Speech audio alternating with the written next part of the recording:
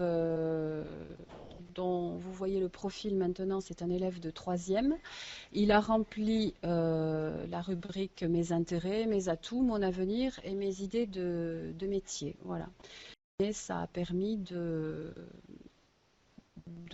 mettre un certain nombre de choses par écrit sur les goûts, l'orientation, et c'est intéressant pour les faire travailler justement sur ce qu'ils aimeraient faire et s'il y a adéquation entre les intérêts, les désirs des élèves et éventuellement leur capacité pour faire le métier qu'ils visent dans le futur.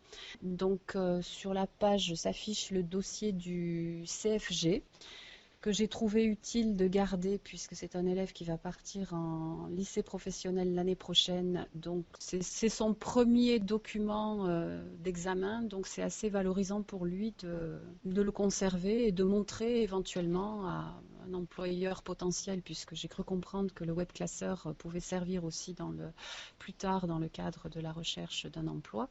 Voilà, de lui montrer ce qu'il a fait quand il était en troisième. Je leur ai fait créer un dossier portefeuille de réussite. Alors, dans le portefeuille de réussite, on a utilisé la fiche de renseignement. Voilà, donc elle a été remplie avec le plus de renseignements possible. C'est assez succinct.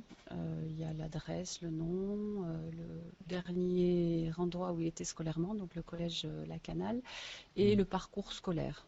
Après, ce que je peux dire, les élèves ont trouvé ça très facile pour la manipulation. Une fois qu'on leur a expliqué, en fait, ils ont eu beaucoup moins de mal que moi à comprendre comment ça fonctionnait. Ouais, ce que j'ai pu noter aussi, c'est bien la première fois qu'on fait un travail sur le web classeur. Certains élèves sont à la maison. Il y en a quand même eu trois ou quatre sur les 10 qui étaient là qui l'ont montré à leurs parents via l'accès ENT, qui sont allés m'en faire voir à leurs parents et en leur disant, mais voilà, on a fait ça, on a rempli ça.